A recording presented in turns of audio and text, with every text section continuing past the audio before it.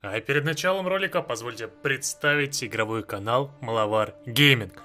У него упор на стратегии, на стримы и немножко все это приправлено аниме. Он является поклонником игр серии Paradox, а также Creative Assembly. И как вы видите на экране, у него очень много прохождений всеми вами любимой Хойки, притом с разнообразными интересными модами. Сами ролики снабжены интересной историей, хорошей подачей, и он старается вас погружать в события, которые происходят в игре, чтобы вы вместе с ним переживали становление того или иного государства.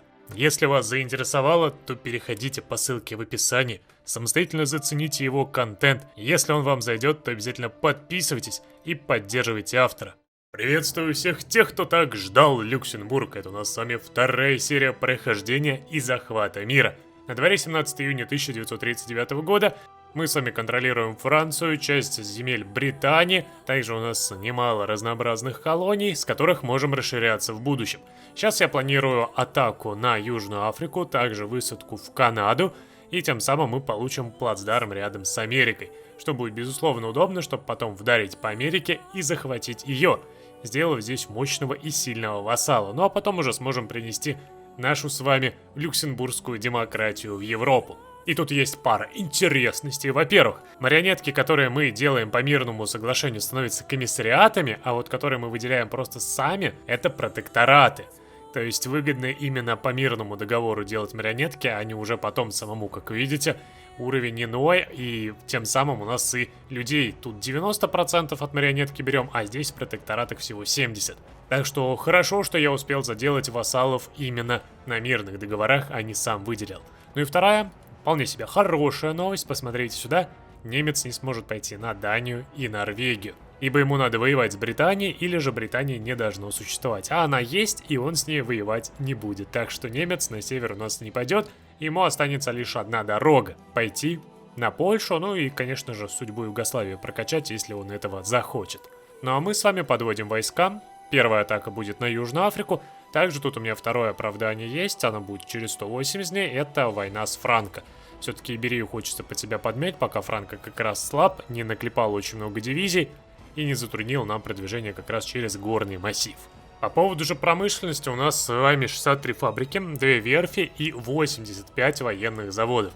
К сожалению, есть небольшой минус от протекторатов и комиссариатов, ибо здесь дается очень много именно военной промышленности, в то время как гражданской всего 25. Но ничего не поделаешь, у нас теперь полно военных заводов, которые можно пустить на производство чего-нибудь нужного. Правда, проблема ресурса, у нас их тоже нет, поэтому да, все свободные фабрики мы сейчас пустим на закупку ресурсов, которые нам будут нужны для производства, я думаю, уже танков. Надо нам сейчас по исследованиям сделать вот это вот добро и уходить в танки. Хотя бы в среднее, может быть даже в тяжи. Посмотрим, что я выберу. По поводу же войск, которые мы сами будем делать, 70 тысяч у меня, во-первых, в запасах есть. Во-вторых, я вот сейчас, наверное, эту 24-ку тоже отменю и сделаю дивизии именно французов. Возьмем у них какой-нибудь интересненький шаблончик и модернизируем его под свои нужды. И посмотрите-ка, 21 июля 1939 года немцы полностью спокойненько съели Польшу, без всяких проблем. Ну и теперь им остается только поделиться Советским Союзом, благо у них пакт Молотова-Риббентропа есть. И вроде бы у нас с вами исторический фокус, но финны приняли требования Советов. Ну и по поводу, кстати, Айронмена, можете полюбоваться работающими всеми достижениями. Я так понимаю, мы сможем с вами вот это вот дело выполнить, стартовать как раз за минорную страну и принять главенство альянсом. То есть мы еще попутно выполним с вами здесь ачивку. Готово оправдание войны на Южную Африку. Погнали сразу же. Давайте-ка призываем нашего вассала, благо он никого больше призывать на свою сторону не будет, так что мы спокойненько здесь с вами сейчас разойдемся и повоюем. Правда, есть одна небольшая проблема, я исследовал здесь, конечно, и корабли, чтобы нам было с вами попроще. Но во все это вмешалась так называемая проблема раннего корпуса эсминца, ибо батарею я не могу поставить, потому что надо еще исследовать батарею. Так что 75 дней нам придется подождать. Правда, может быть, нам и не придется так долго ждать, если мы сейчас призовем Францию или же бритов, и они здесь хотя бы мало-мальско сделают преимущество на воде. Давайте-ка попытаюсь это сделать. Нам на напряженку мерить-то все равно уже, поэтому давайте, воюйте за нас. Понадеюсь, что где-нибудь они здесь преимущество возьмут, и мы сможем высадиться. Ибо так-то цели на высадку уже готовы, нам нужно лишь преимущество получить. Ну все, наконец-то пошла высадка, здесь преимущество взяли. Я уж даже ВДВшников решил использовать, но толку от этого что-то как-то нет, не хотят они высаживаться. И... ну понял. Спасибо. За пустые порты благодарю. Как бы только за. Погнали вперед. Британцы наконец-таки задобрились, скажем так, и решили, что можно и высадиться. Так что все норм. Сразу же давайте активненько продвигаться вперед, займемся здесь плацдармы, нам потому что надо выпилить только с вами Канаду. И тогда война закончится. Ладно, еще Новую Зеландию. Еще Новая Зеландия успела стать великой державой. Но благо у нас тут с вами тоже есть плацдарм, так что мы отсюда сможем вполне себе высадиться и захватить 5-12 дивизий, не такая уж и проблема. Хотя подождите, уже Новая Зеландия не является великой державой. Я понял, у них опять рандом со скачками туда-сюда, ну ладно. В Канаде плацдарм есть, вклад у нас основной, так что без проблем сейчас приберемся, нам осталось лишь немножко добить. Сколько там, кстати, у Канады? 7-27, ну армия мощная. Благо у нас есть войска, которые я смогу в случае чего подвести. Немного затянулось у меня противостояние с Канадой, уже март 40-го года, но да ладно, тем самым веселее, я выгнал их 5 дивизий в итоге сюда, закотлил их. И сейчас мы спокойненько с вами до Монреаля, до Квебека дойдем, они уже здесь нас не задержат. Кроме того, вдобавок к этому... Давайте-ка я немножко решил поразвлекаться и повоевать еще с рядом стран, благо у нас сейчас оправдание по 30 дней, так что можем немного почистить земли. Ну и по поводу Австралии с Новой Зеландией, скорее всего, тоже сейчас здесь в войну войдем и сможем захватить ряд земель. В итоге, посмотрите, какой большой путь мы преодолели по Канаде. Да, нам надо добраться до Ванкувера, иначе она не капитулирует. Не самый легкий путь, конечно, но более-менее мы с вами все-таки пробрались сюда. По пути я ряд стран тоже захватил. Ирак, Саудовскую Аравию, Испанию, естественно, и сейчас забираю Сиам. Ну, чтобы он не достался в будущем Японии. Все, последние денечки. Ванкувер сейчас падает. И 6 августа 1940 года это победа. Как видите, мы миримся с Канадой, мы миримся с Австралией. Единственное, я Новую Зеландию не задел. Но в целом-то неплохо, забрали под свой контроль немало сейчас территорий. Естественно, я здесь делаю вассалов, ибо у нас упор с вами в марионеток. А за это время на Балканах, как видите, Италия подъела Югославию, также подъела Румынию, ну и Грецию. Да, итальянские амбиции здесь вполне себе воплощаются. Поздравьте нас, победа. На самом деле мы неплохо так усилили себя по результатам этих войн. Смотрите, какая здесь прекрасная у нас теперь марионеточка. А самое важное, плацдарм для вторжения в Америку. Правда, да, я немножко не доглядел, надо было оправдывать до взятия Ванкувера. Но с другой стороны, нам не помешает это время, чтобы привести армию. И мы сейчас дарим по американцам. Они весьма сильные, уже соточка дивизий у них почти есть. Так что это будет хороший такой и тяжелый бой. 11 декабря 1940 года у нас готово оправдание цели войны на Новую Англию, а это означает лишь одно, что мы с вами объявляем войну Соединенным Штатам Америки. Лео Бельгикус. Вот так вот мы резко решили повоевать. Давайте-ка призываем сюда, конечно же, Канаду. Ну и я думаю, для красоты можно призвать бритов и американцев, чтобы они немножко здесь флотом друг друга помучили, и не все так было просто и легко. Все равно они больше никого сюда призвать не смогут, так что все нормально. По поводу армии, которая у нас выставлена на границе, вот здесь вот у меня 3 армии, 2 по 24, 1 по 17, это в основном все наши войска, вот с таким вот шаблоном, в 10 кассок, саперку и арта. Также 4 армии вот здесь вот, и это в основном дивизии моих вассалов и марионеток. Французские, как видите, дивизии, здесь это Ост-Индские, которые мы еще использовали в начале в захвате Франции и Британии. Здесь у нас уже британские и немножко британских вассалов бывших, ну и опять французские, смешанные чуть-чуть с британскими. Они у меня атакуют с этого фронта. Этот фронт не самый важный, но, как видите, здесь прорывают вполне себе неплохо. Так что со всех направлений сейчас пойдем в атаку. Я, в принципе, выставил везде агрессивный план. Ну и подумаю, что где-то это идет тяжело, нам как-то не страшно. Думаю, они все равно с этим делом разберутся. Давайте сюда тоже поставим фельдмаршала. Все красиво. Теперь пошла атака. Конечно, вот здесь меня очень сильно сдерживают. Это грустно, но придется, видимо, где-нибудь ручками как-нибудь пытаться прорываться.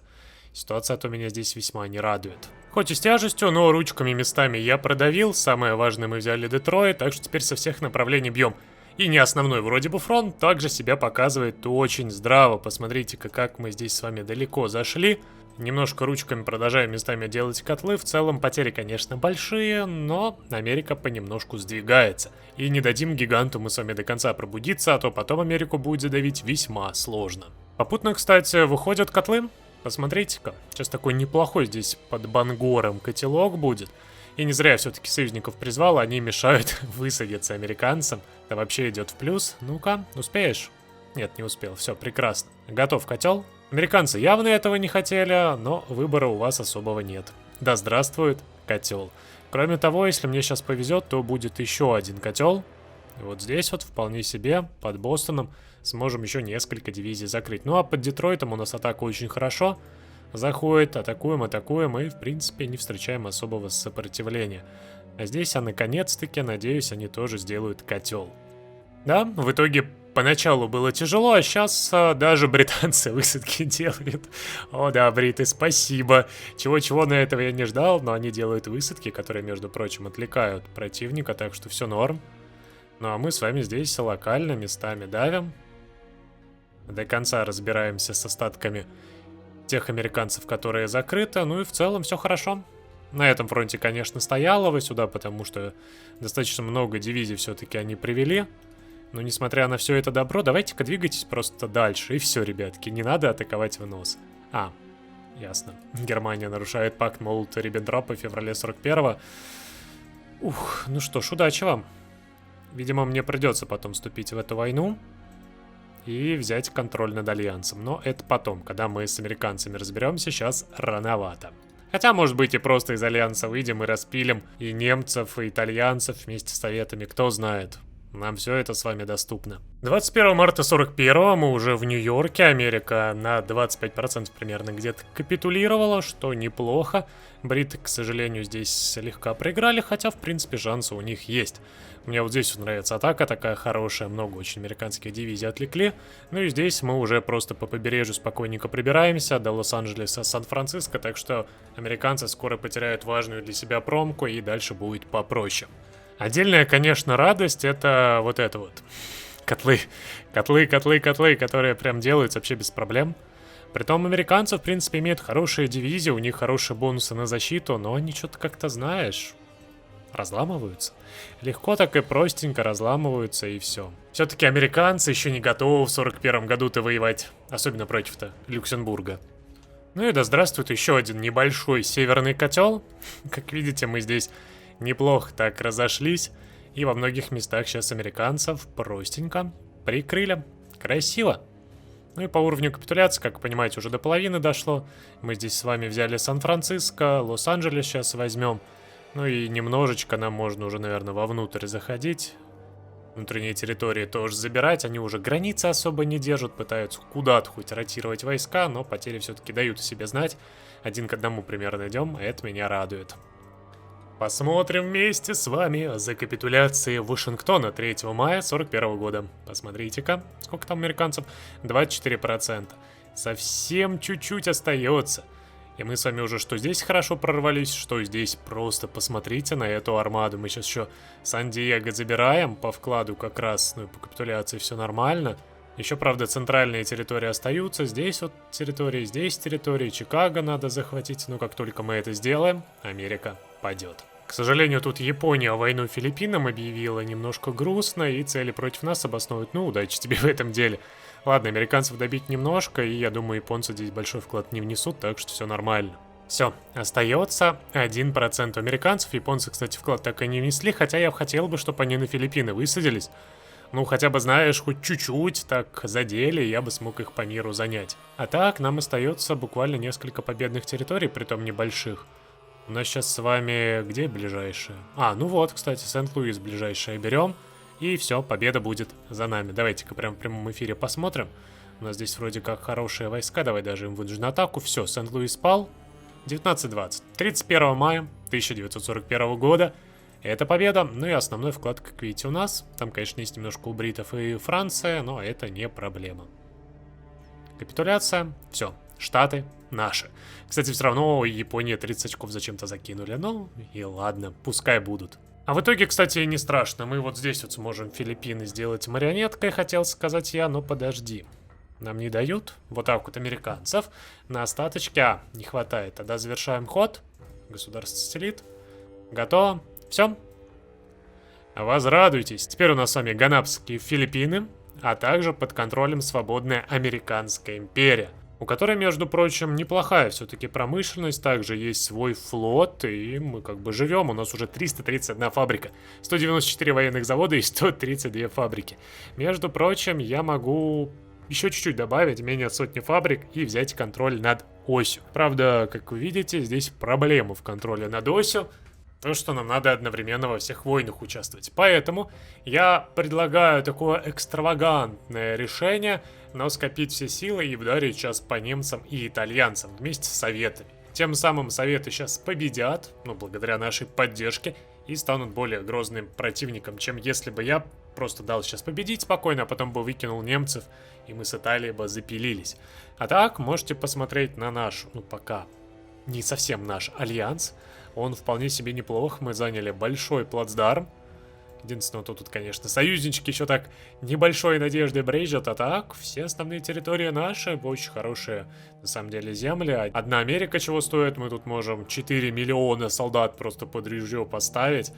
Благо, мы пехотку достаточно быстро восстановим, потому что здесь сотни военных заводов, так что нам это с вами будет несложно. Ну и можно будет, да, реально, думаю, скопить силы и пойти на Германию с Италией. Так что пишите, стоит ли этим заняться или же нет. А так, у нас с вами есть 400 тысяч рекрутов чисто наших. Это еще призыв только 5%, а я могу его поднять еще выше. Ну и да, я беру усмирение марионеток, потому что там у Франции немножко вклад подрос, у бритов, да и в принципе у всех стран.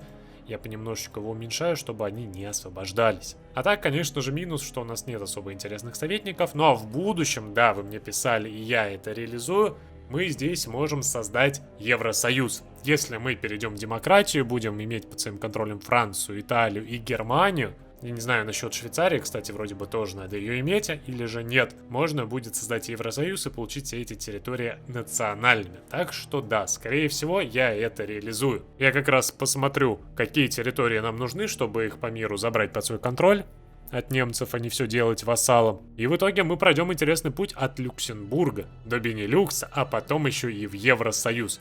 В принципе, мы уже можем Евросоюзом называться. Немало так территорий здесь имеем, хотя и в Америке, и здесь, в Африке, и в Индии. В общем-то, очень хороший блок. Меня всех больше радует, что вот этот вот весь блок, это все наши земли. Кстати, по поводу Японии, она как бы, да, готовит сейчас цель нападения на страны наши. И она, скорее всего, это сможет реализовать, но мы можем сделать пакт о ненападении, и она никуда вообще рыпаться больше не будет. Все. То есть она не сможет даже на нас напасть. Пускай они пока возятся с Китаем. Я же реально вот вам предлагаю пойти на немца. Это будет сложно, потому что у меня на самом деле не так уж много войск. Кстати, фабрик чуть побольше стало, еще больше военных заводов подкинули, просто 409. Не так много войск, и это усложнит задачу. Но я думаю, тем самым будет интереснее. Хотя, знаешь, 227, 120, 300, да? То есть 3 сотни. Между прочим, если так посмотреть, то у Советов-то немалая армада, они сдержали уже атаку. Так что мы сейчас можем активно им помочь и так в крысу, в спину вдарить. Да, некрасиво, но у нас с вами гениальный Люксембург, который хочет покорить весь мир. Поэтому почему бы ему так и не вдарить? Правда, здесь единственная проблема, конечно, это весьма сильная ось, в которой много великих стран, в том числе Венесуэла. И, кстати, я наконец-то великая держава, что приятно. Но ничего, думаю, не такая уж и проблема будет в случае чего высадиться в Венесуэлу. Благо мы тут имеем все-таки хорошие плацдармы. Очень много союзников здесь есть, да с одной Америки можно высадиться и все. Кроме того, выйдя из Альянса Оси, мы с вами сможем вступить в японский альянс и поиспользовать его в своих целях. Так что вот такие вот у нас весьма грандиозные планы. Но так, цель на данную серию я выполнил. Мы с вами сходили в Америку, пробились через союзников и захватили того гиганта, который в будущем бы стал весьма сложным делом для нас. А сейчас он уже наш и будет нам помогать. Надеюсь, вы ждали эту серию. Если так, то поддержите ее своими лайками и комментами.